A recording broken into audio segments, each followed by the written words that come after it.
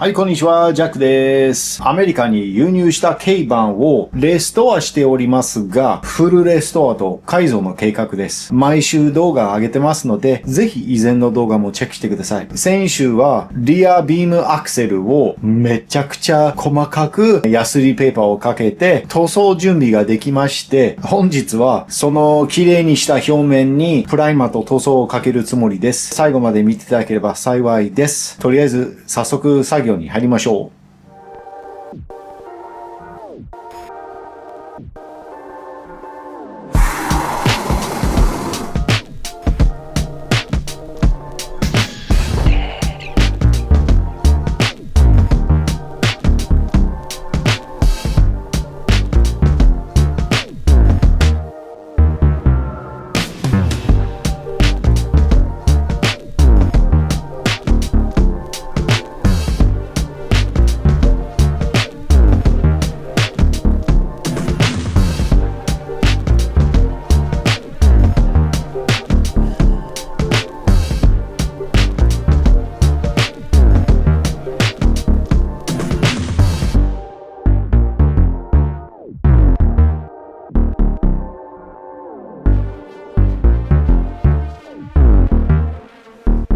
作業が始まる前にちょっとお願いがあります。リアアクセルのハブの中にある外側のベアリング、スズキ純正品が配板されていて、なかなか見つからないです。このベアリングの部品を見ていただければ、日本でどこで手に入れるか教えていただけますか？コメント欄に、教えてください。よろしくお願いします。NSKっていうメーカーさんのベアリングだけど、メイドインジャパン。部品番号はですね、6008DP-G です。片側がシールドがついてて、片側が開いてます。このベアリング、日本でどこで買えばいいか教えてください。お願いします。はい、とりあえずビームアクセルとドラムブレーキのバックプレートです。先週ヤスリかけた後、ほっこりがたくさんついてて洗いましたからこそ、とりあえず青コールで拭いてプライマーと塗装をかけましょう。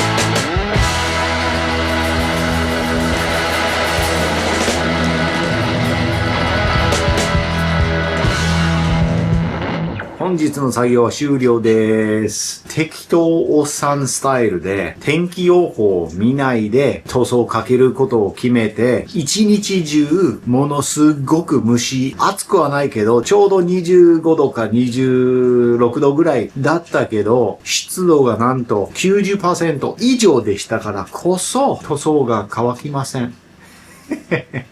プライマーが綺麗にくっつきましたが、そのプライマーの上に塗装をかけたら、水分があちこち表面に出てきております。だけど、いつも僕は言いますけど、適当お産スタイルで 100% は狙ってませんので、75% でいいです。ということで、車体にそのビームアクセル戻したら、多分そのペイントが綺麗ではありませんので、ご了承ください。まあ仕方ないね。とりあえず来週はどうするかまだ決まってませんけど、これから年末が入ってくると忙しくなるんだけど、必ず毎週動画を出しますので、ということですので、今までご視聴していただきまして本当にありがとうございます。この適当おっさんのレストレーションで仕上がる軽バンが見たかったら、ぜひチャンネル登録もよろしくお願いします。では、今週のプログレスをご覧ください。その前に、整備士の薬、乾杯。